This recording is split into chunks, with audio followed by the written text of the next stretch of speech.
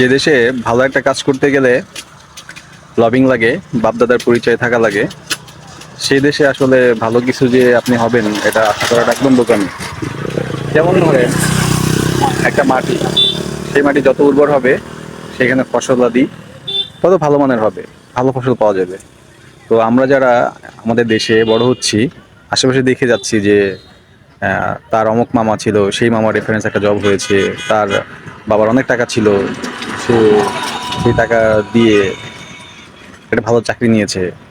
তো ব্যাপারটা এরকমই, মানে আপনি ভালো কিছু হতে পারবেন না যদি না আপনার বাবার টাকা না থাকে অথবা মামা না থাকে।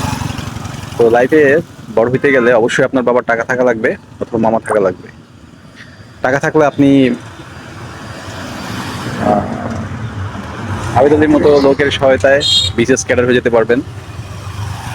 আর যদি মামা থাকে তাহলে হচ্ছে বেনজির মতির মতন পজিশনে চলে যেতে পারবেন।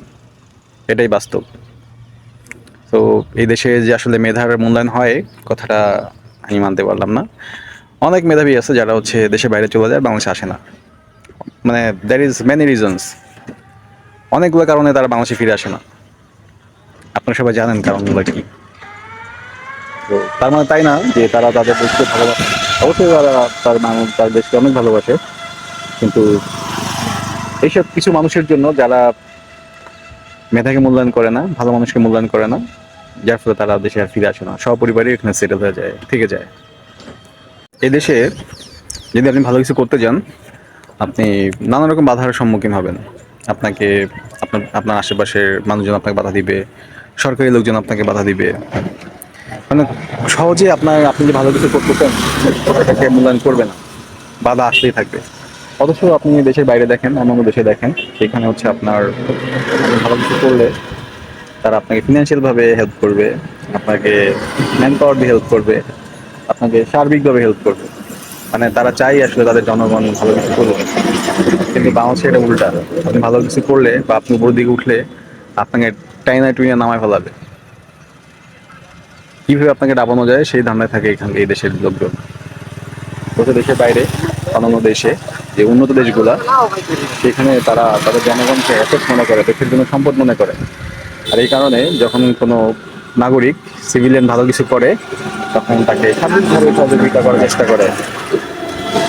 কিন্তু আমাদের দেশে এটা এখনো হয়নি। এটা আসলে আদৌ হবে কিনা আমার জানা নেই।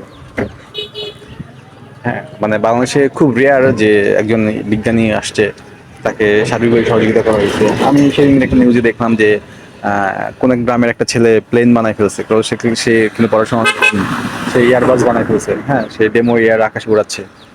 তো কই, তাকে তো সরকারিভাবে কোনো কিছু করা হয় না, বরং সে কিভাবে করছে এটা জানি না, নিয়ে আমার যেমন হয় তারা নিজেরাই নিজেদের নামে চালাই দিবে। ওই ছেলের মানে কোনো নামগন্ধ পাওয়া যাবে না। এটাই বাস্তবতা। ওকে, সবাই ভালো থাকেন।